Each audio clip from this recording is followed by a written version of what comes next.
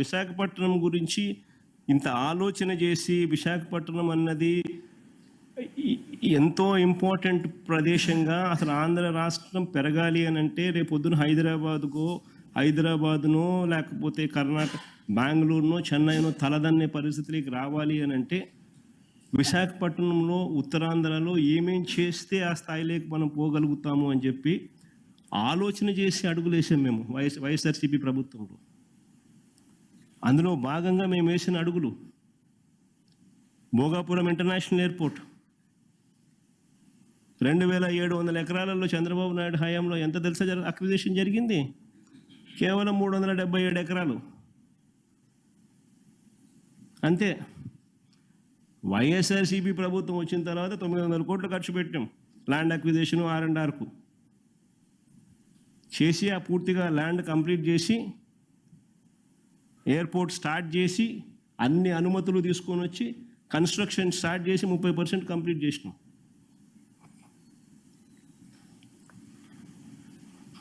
ఇంకో సంవత్సరంలో ప్రాజెక్టు కూడా అయిపోతుంది. ఉత్తరాంధ్రలో శ్రీకాకుళంలో మూలపేట కొత్త పోర్టు. శ్రీకాకుళం ఉత్తరాంధ్ర అన్నది ఉత్తరాంధ్ర దిశ మార్చాలి అని అంటే శ్రీకాకుళంలో ఒక పోర్టు రావాలి, పోర్టు వస్తేనే ఉత్తరాంధ్ర దిశ మారుతుందని మూలపేటలో ఏకంగా ఒక port, government port, land acquisition పూర్తి చేసి క్లియరెన్సెస్ అన్ని తీసుకొని వచ్చి కన్స్ట్రక్షన్ స్టార్ట్ చేసి 30% పనులు కంప్లీట్ చేసినాం.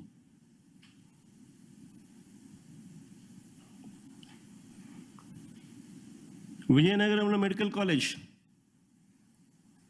3 బ్యాచ్లు క్లాసులు కూడా జరిగాయి, కోర్సులు కూడా కంప్లీట్ అయ్యాయి. పాడేరు మెడికల్ కాలేజ్ క్లాసులు స్టార్ట్ అయిపోయినాయి. పార్వతీపురం మెడికల్ కాలేజ్ పనులు జరుగుతూ ఉన్నాయి. నర్సీపట్నం మెడికల్ కాలేజ్ పనులు జరుగుతూ ఉన్నాయి. ఉద్దానంలో కిడ్నీ రీసెర్చ్ సెంటర్ 100 కోట్ల రూపాయలతో కిడ్నీ రీసెర్చ్ సెంటర్ బిల్డింగ్.